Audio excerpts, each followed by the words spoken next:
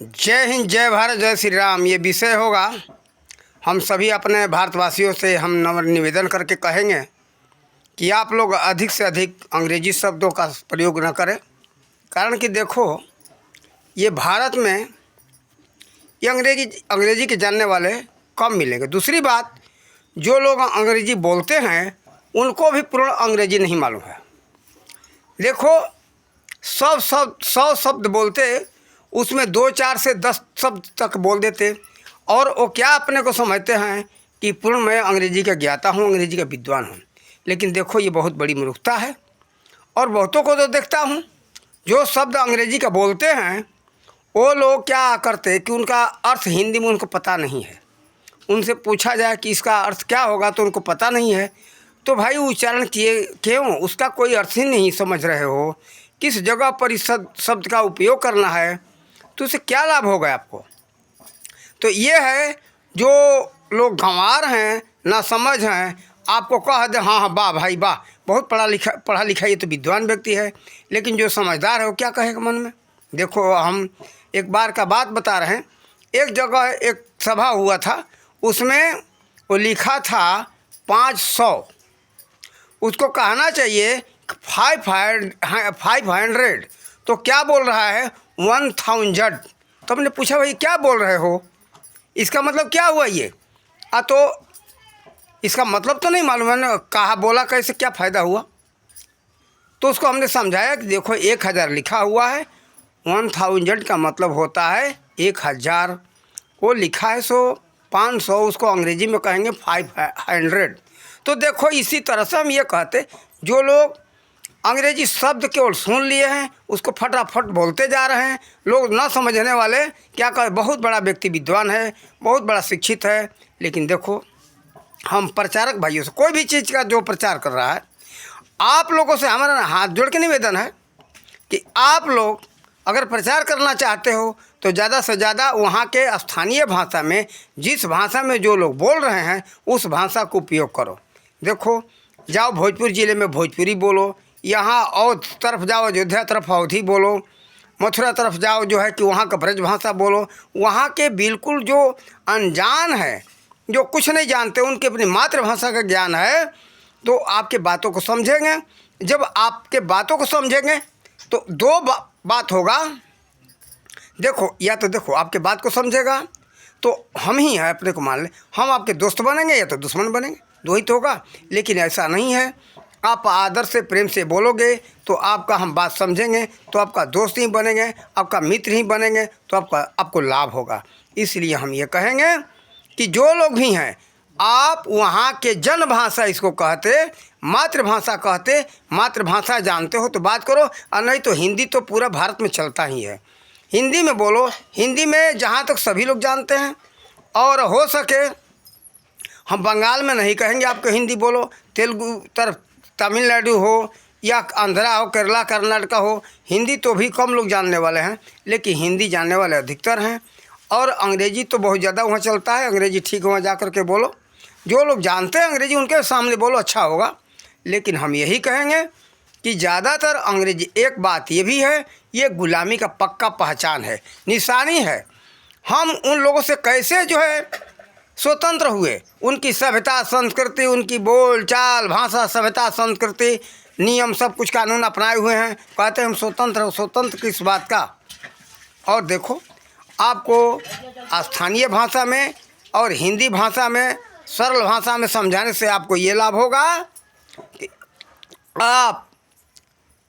आपके लोग ज़्यादा मित्र बनेंगे। देखो, एक उदाहरण दे दूँ। गाय को देख कर के गाय नज़दीक जाती है। अब भैंस को देखती है तो उसके नज़दीक जाती है। मनुष्य के नज़दीक जाता है, जानवर के पास नहीं जाता। और जो कर्म करने वाला, जो भाषा जानने वाला है, दोनों में आपस में प्रगाढ़ प्रेम होता है। तो गाय के पास क्यों जा रही है? कारण कि उसकी जाति है। इस तरह से उस भाषा में बोलोगे। हम एक उदाहरण दे दें। अभी जोड़ने का एक तरीका आप लोग देखना, नरेंद्र मोदी अभी गए थे बनारस में, तो वहाँ के लोग बनारसी भाषा में, उधर के भोजपुरी में बोले। क्यों? 2-4 शब्द ही बोले तो लोगों को हुआ कि हाँ भाई, हमारा भोजपुरी बोलते हैं, जुड़ाव होता है इससे। ये नरेंद्र मोदी की बात सीखो, जुड़ाव के लिए ऐसा देखते। उधर दक्षिणी भारत में गए तो उनको 2-4 शब्द में देखा कि तेलुगु भाषा में बोले, बंगाल में जाते हैं तो बंगला भाषा में थोड़ा बोलते हैं।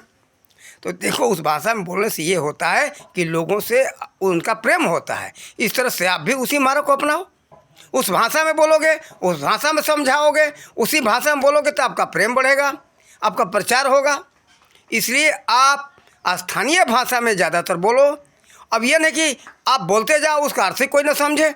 तो एक बात ये भी है, मान लो हम ही अंग्रेजी में बोले, अब लोग ना समझे तो क्या कहेंगे। 2 बार 4 बार गए, लोगों से बोले एक बात, हम तो अंग्रेजी आता ना, एक बात उदाहरण दे रहे हैं, कोई भी भाषा हम बोले और लोगों को समझ में नहीं आएगा तो लोग भग जाएंगे, अरे पता नहीं पागल क्या बोल रहा है, इसके पास आना तो बेकार है, इसकी बातें समझ में नहीं आ तो चलो यहाँ से भागो यहाँ से, हटो किनारे। तो देखो जहाँ जैसा देश वैसा भेष, इसीलिए कहा जाता है जिस भेष में लोग हैं, जिस भाषा के हैं उसी भाषा में बोलो, उसी भेष में रहो, लोगों से जुड़ा होगा। जैसे गाय में, अब बकरी देखती है तो बकरी गाय के पास जाएगी क्या?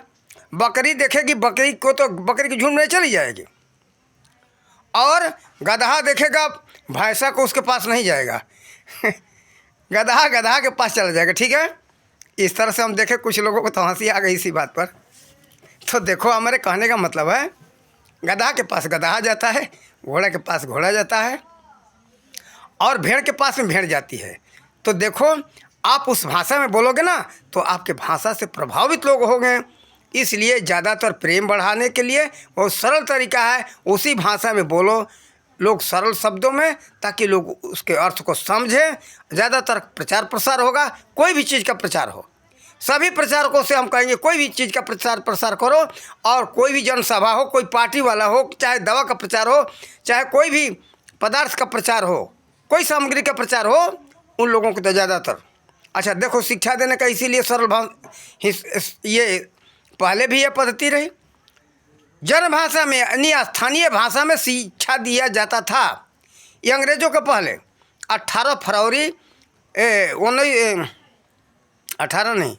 2 फरवरी 1835 के पहले ये नियम था। प्राचीन काल से ही भारत में नियम रहा है यह स्थानीय भाषा में शिक्षा दिया जाए। अब ये नहीं सभी जो है तरह की शिक्षा स्थानीय में नहीं था, और भी सब पढ़ाए जाते थे और भाषा पढ़ाए जाते थे। विदेशी भाषा भी यहाँ चलता था, कारण कि तक्षशिला विश्वविद्यालय का उदाहरण मिल रहा है। यहाँ नालंदा विश्वविद्यालय में कई देशों के बच्चे आते थे पढ़ने के लिए। अब देखो आपको उदाहरण देते आप लोगों को इतिहास से याद दिला दे, ह्वेनसांग चीन का रहने वाला था। ह्वेनसांग आया था ना नालंदा में पढ़ने के लिए, तो यहाँ चीनी भी पढ़ाई जाती थी, सभी भाषाएं पढ़ाए जाते थे। कई भाषाओं में शिक्षण और प्रशिक्षण दोनों होता था। ये बात नहीं है कि भारत को आप लोग बिल्कुल ही गिरा हुआ नज़र से देखते हो कि भारत में तो कुछ था नहीं, केवल हिंदी चलती थी।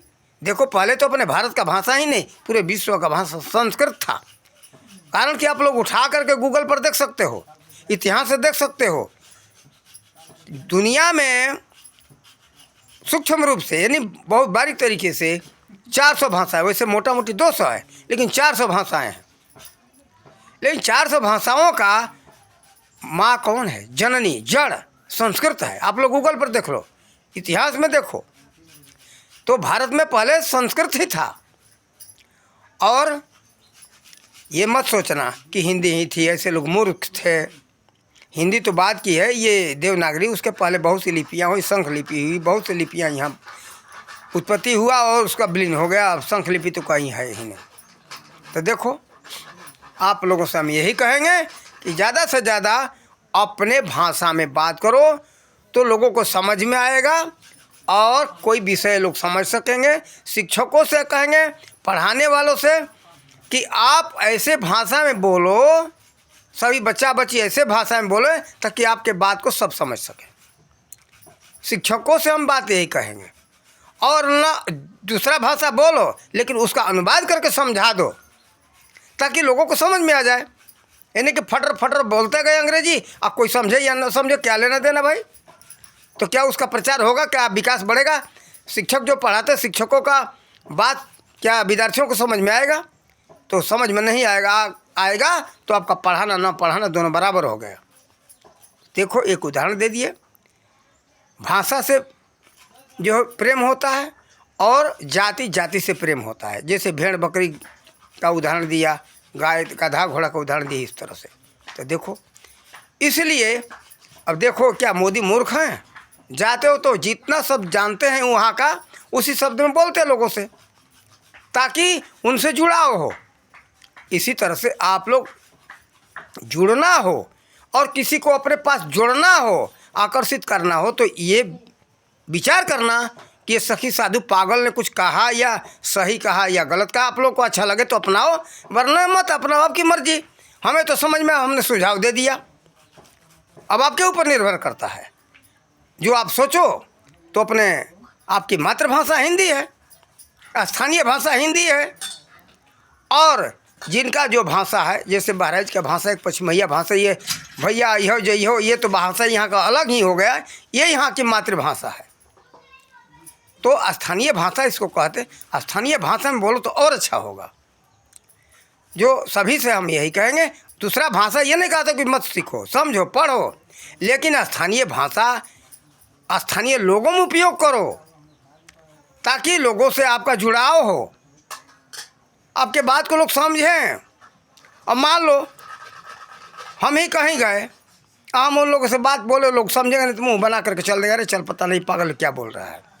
जैसे आपको उदाहरण दे दूँ, कोई विदेशी आ जाए, चीन का आ जाए, ऑस्ट्रेलिया का आ जाए, फ्रांसीसी आ जाए, जर्मनी वाला आ जाए, जर्मन भाषा में बात करे, फ्रांसीसी में बात करे, फ्रेंच भाषा में, चाइनीज भाषा में, तो समझ में नहीं आएगा तो कहते पता नहीं पागल क्या बोल रहा है, चल भागो यहाँ से। होगा कि नहीं होगा? एक उदाहरण दे दिया आपको सामने। जो समझ में नहीं आता है भाषा, उससे प्रेम नहीं होता, उस व्यक्ति से बात ही नहीं करोगे, समझेगा नहीं बात आप, तो आप उससे क्या प्रेम करेंगे? तो देखो, तो ये नहीं है, आप और भाषा खूब सीखो, बहुत से भाषाओं का जितना से अधिक से अधिक हो सके, अधिक से अधिक भाषाओं का ज्ञान प्राप्त करो, अच्छा है। लेकिन हम यही कहेंगे कि भारत में ज़्यादातर लोग अंग्रेजी शब्दों का उपयोग करें, लेकिन उसका अर्थ नहीं समझाते। अगर अंग्रेजी जानते हो पूरा रूप से, तो अंग्रेजी का उपयोग करो, लेकिन उसका अनुवाद करके लोगों को समझाओ, तो आपको दोहरी मेहनत पड़ेगी। एक अंग्रेजी बोलो, फिर हिंदी में समझाओ, तो क्या फ़ायदा है? आप हिंदी में बोलो ना, ताकि आपको दोहरी मेहनत ना पड़े, आपका समय का बचत होगा, आपको मेहनत से बचत होगा। हम ये आपको समझा दिए आप लोगों को, आप लोग के ऊपर निर्भर करता है, आप लोग इस विचारों को अपनाओ या मत अपनाओ, आपकी मर्जी। इन्हीं शब्दों के साथ वाणी का विराम देते। जय हिंद, जय भारत, जय श्री राम।